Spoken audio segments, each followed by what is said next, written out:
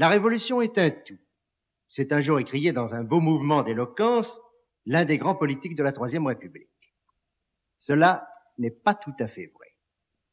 La Révolution est surtout caractérisée par ses contrastes. Ce qui nous paraît le plus étonnant, le plus paradoxal, c'est une constatation que les auditeurs de ce disque ne manqueront pas de faire. La musique révolutionnaire, loin d'évoquer toujours l'aspect de violence que nous avons accoutumé d'associer à l'idée de révolution, nous apporte souvent des accents presque religieux, des paroles sentimentales et des airs bucoliques.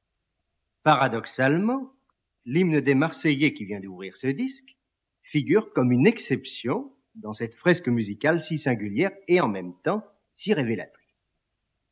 La Révolution n'est pas née en un seul jour, le 14 juillet 1789. Elle fut le résultat d'un long travail, accompli en profondeur et qui se poursuivit durant tout le XVIIIe siècle. Imaginons un Français de 1786. En apparence, l'édifice de l'État reste identique à lui-même. Le roi est le maître absolu, la noblesse est au sommet de l'édifice, la bourgeoisie, politiquement, est dans l'incapacité de faire entendre sa voix. Quant au peuple proprement dit, il n'a aucune existence légale. Il ne faut pas exagérer l'influence de ceux que l'on a appelés les philosophes. Leur action était demeurée limitée, elle n'avait atteint que quelques milliers de personnes en France. Ce qui va déclencher le mécanisme révolutionnaire, c'est avant tout la crise des finances.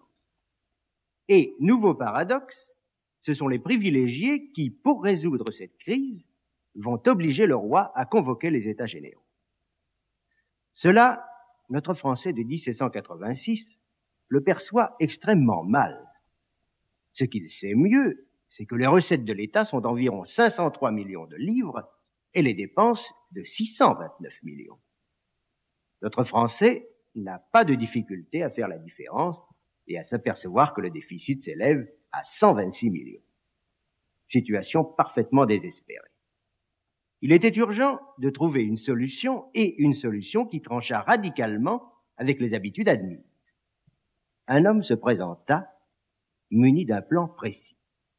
Il s'appelait Calonne. Le 20 août 1786, il proposa à Louis XVI une refonte fiscale, un nouvel impôt qui frapperait non seulement les terres roturières, comme on l'avait toujours fait, mais les terres nobles. Et cela, déjà, c'était révolutionnaire. Calonne prétendait s'opposer aux privilégiés. N'était-il pas logique que les privilégiés s'efforcent de combattre Calonne par tous les moyens? Messieurs, cessez vos débats, car le roi, mon frère, ne se départira pas de ce qu'il veut faire. Il faut trouver de l'argent, peu m'importe à moi comment, pourvu qu'on donne à l'ami Calonne. Hélas, les privilégiés auront raison de l'ami Calonne. Le parti de la Reine propose un autre financier, Loménie de Brienne. Celui-ci échoue lamentablement. Le 16 août 1788, il suspend les paiements. Et Louis XVI ne pense même pas à le retenir. Necker lui succède. C'est un bourgeois. Il préconise la réunion des États généraux. Le roi accepte.